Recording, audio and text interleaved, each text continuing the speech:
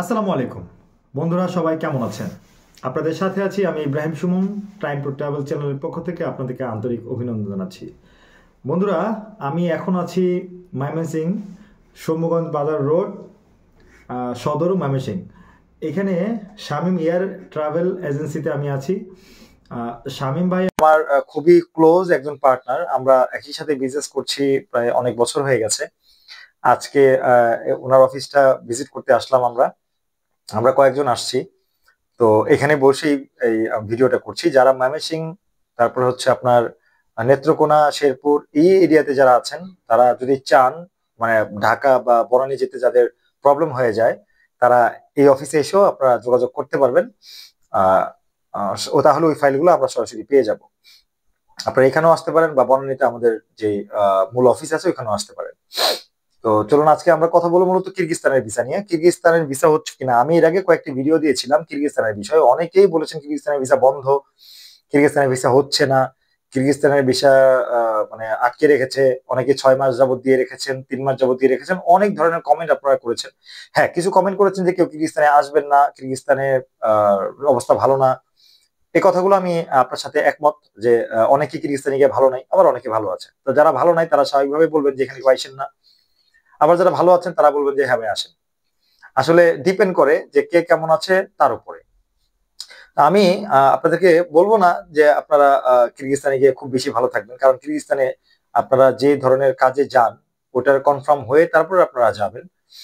যারা যাবেন, যেমন কিরগিজস্তানে এখন গার্মেন্টস এর কাজগুলো খুবই বেশি হচ্ছে, ওখানে প্রচুর গার্মেন্টস ফ্যাক্টরি। অর্থাৎ যারা গার্মেন্টস এর ভিসাতে যেতে চাচ্ছেন তারা যেতে পারেন।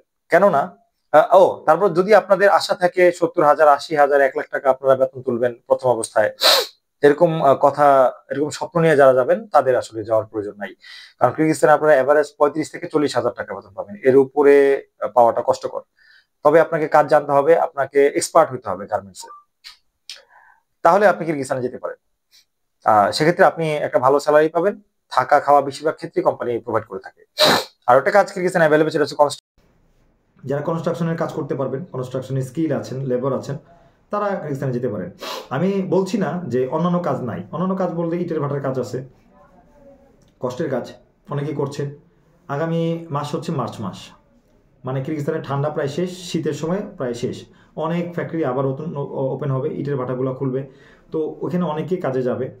তো যারা chocolate factory, packaging factory, juice factory, এই ধরনের কাজগুলো যারা মুখস্থ করে আসবেন তারা আসলে সমস্যায় পড়বেন। তারা এসে আবার পরে আরেকজনকে বলবেন যে আপনারা আইসেন না। আসলে আপনাদের খোঁজখবর নিয়ে আসা উচিত ছিল যে এই ফ্যাক্টরিটা আসলে হচ্ছে কিনা। আর একটা কথা প্রচলিত, সেটা হচ্ছে ডিরেক্ট ভিসা হয় কিনা।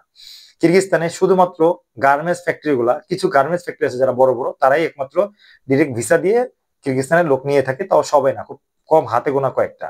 আর বাকি সবই হচ্ছে কিরগিজস্তানের সাপ্লাই কোম্পানি। অর্থাৎ আপনি একটা কোম্পানির আন্ডারে ভিসা নিয়ে যাবেন, তারা আপনার ভিসা দায়িত্ব নিবে, এরপর তারা আপনাকে আপনার তাদের যে কথা অনুযায়ী আপনাকে কাজে ঢুকাই দিবে। সেটা গার্মেন্টস হতে পারে, সেটা অর্থাৎ আপনাকে যে কথা বলে সে নিয়ে আসছে ওই কথা ঢুকাই দিবে, যদি আপনি একটু ভালো মানে এজেন্সির মাধ্যমে যেতে পারেন।